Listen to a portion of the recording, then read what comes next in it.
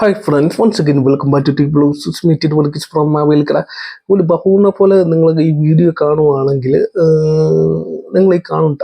ഞാൻ കുറച്ച് കാര്യങ്ങളൊക്കെ പറയാൻ പോവാന്ന്. അത് പറയണോ വേണ്ടെന്ന് 2-3 ദിവസമായിട്ട് ഡീകോഡ് ചെയ്ത് നിൽക്കുകയാണ്. പക്ഷേ എന്നിരുന്നാലും പറയാതിരിക്കാൻ പറ്റുന്നില്ല.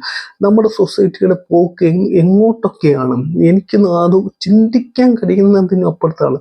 ഏതായാലും ഒരു കാര്യം ഉറപ്പാണ്, കുറച്ച് കാലം കൂടെ കഴിയുമ്പോഴത്തേക്ക്, ഈവൻ കുറച്ച് കാലം പറയുന്നില്ല, ഒരു 2-3 വർഷത്തിനുള്ളിൽ റിലേഷൻഷിപ്പ് ആയിക്കോട്ടെ, ബന്ധങ്ങളായിക്കോട്ടെ, അതിൻ്റെ ഒരു അനന്തരം ഇല്ലാതാവും. അത് 100% അപ്പുറം എനിക്ക് ഉറപ്പാണ്. കാരണം ഇപ്പം തന്നെ നോക്കുവാണെങ്കിൽ സൗഹൃദം എന്താണ്, അല്ലെങ്കിൽ അതിനപ്പുറത്തുള്ള റിലേഷൻഷിപ്പിൻ്റെ ബന്ധമാണ്, സഹോദരന്മാർ തമ്മിലുള്ള ബന്ധം എന്താണ്, അത് ഇന്നത്തെ തലമുറ 100% മറന്നുപോയിരിക്കുന്നു. ഇപ്പം ലേറ്റസ്റ്റ് ആയിട്ട് ഇന്നലെ കേട്ടൊരു ന്യൂസാണ്.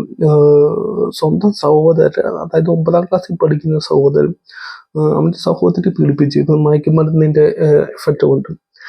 അതാണ് ഇതിന് മാത്രം മയക്കുമരുന്ന് ഒക്കെ കൊടുക്കുന്നതെന്ന് പറഞ്ഞാൽ കേരളത്തിൽ എന്താ പറയുക, ചായക്കടയിൽ കിട്ടുന്ന ചായക്കാട്ടിലധികമാണെന്ന് തോന്നും ഇപ്പം ഈ മയക്കുമരുന്നും അതുപോലത്തുള്ള. എനിക്ക് ഈ പേരുകളും കാര്യങ്ങളും ഒന്നും അറിയാം.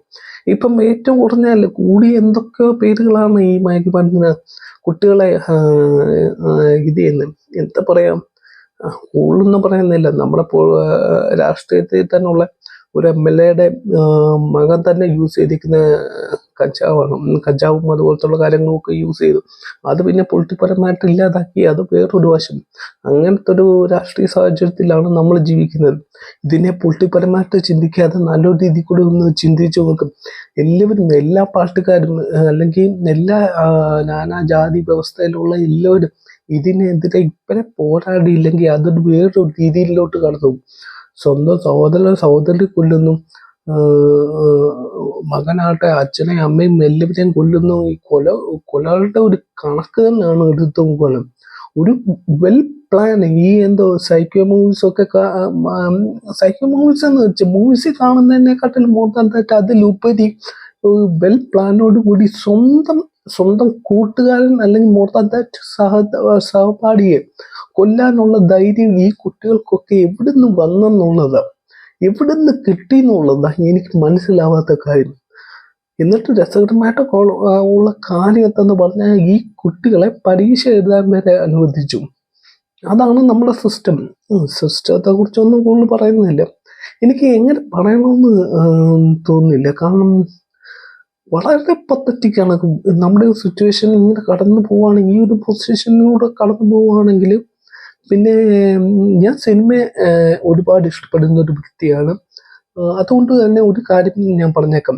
ലോകത്തെല്ലാ സ്ഥലങ്ങളിൽ പോവുകയാണെങ്കിലും നമ്മൾ ആ സ്ഥലത്തെക്കുറിച്ച് ഏറ്റവും കൂടുതൽ പഠിക്കണമെന്നുണ്ടെങ്കിൽ നമ്മൾ ആ സ്ഥലത്ത് എന്താണ്, ഏത് കലാരൂപമാണ് നിലവിൽ കൂടുതലുള്ളതെന്ന് നോക്കുവാണെങ്കിൽ, ചിലയിടത്ത് ഡ്രാമ ആയിരിക്കും, ചിലയിടത്ത് നാടകമായിരിക്കും, അല്ലെങ്കിൽ ചിലയിടത്ത് ഡാൻസ് ആയിരിക്കും, ചിലയിടത്ത് ഏറ്റവും കൂടുതലുള്ള സിനിമയാണ്. നമ്മുടെ അടുത്ത സിനിമ തന്നെയാണ്. ഇപ്പോൾ സിനിമയും മറ്റുമൊക്കെ കണ്ടിട്ടാണ് ഏറ്റവും കൂടുതൽ കുട്ടികൾ ഇതിന് അഡിക്റ്റ് ആയിട്ട് പോകുന്നതിനോട് എന്ന് പറയുന്നതിനോട് ഞാൻ യോജിക്കുന്നുണ്ട്. എന്ന് കരുതി പരിപൂർണമായിട്ട് ഞാൻ യോജിക്കുന്നില്ല. അതും ഒരു ഘടകം തന്നെയാണ്. എന്നിരുന്നാലും എന്തൊക്കെ സിനിമ മാത്രമാണോ, രാഷ്ട്രീയത്തിൽ തന്നെ എത്ര കൊലപാതകങ്ങൾ നടക്കുന്നു. ഒരു കാര്യത്തിൽ എനിക്കൊരു സമാധാനവും സന്തോഷവും ഒക്കെ ഉണ്ട്. കാരണം എന്ന് പറഞ്ഞാൽ ഞാൻ ജനിച്ചു വളർന്ന കാലയളവെന്ന് പറഞ്ഞ സുവർണ ലിപികളാൽ എന്താ പറയാ, അത് അങ്കനവാടി തൊട്ട്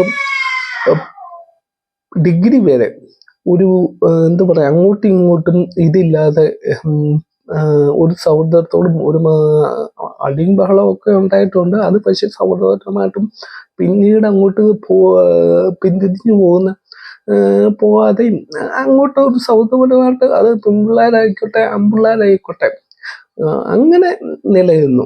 പക്ഷെ ഇപ്പം ഒന്ന് പറഞ്ഞതിന് രണ്ടാമത്തെ എടുത്തിട്ട് കുത്തുക, അല്ലെ ബോംബെടുക്കുക. എന്തുവാ സൊസൈറ്റി ഇങ്ങനെ അങ്ങ് പതറ്റിക്കാൻ പാടുണ്ടോ?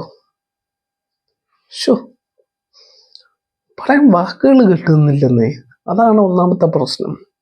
നമ്മുടെ ഈ ജീവിതത്തെ എന്നല്ല, നമ്മുടെ ഈ സൊസൈറ്റിയെ കുറിച്ച് ഓർത്തിട്ട് ഇത്രത്തോളം പതറ്റിക്കാവും നമ്മുടെ സൊസൈറ്റി എന്നുള്ളതിനെ കുറിച്ച് ഞാൻ ഒരിക്കലും കരുതിയില്ല. 2025 തുടക്കം തന്നെ ഒരു ഓക്കെ ശരി. സ്മീറ്റ് ഡോഗീസ് ടി ബ്ലൗസ് സൈനിങ് ഔട്ട് ഒന്നും പറയുന്നില്ല, കാരണം പറയാൻ പറ്റും മൂഡില്ലല്ലോ.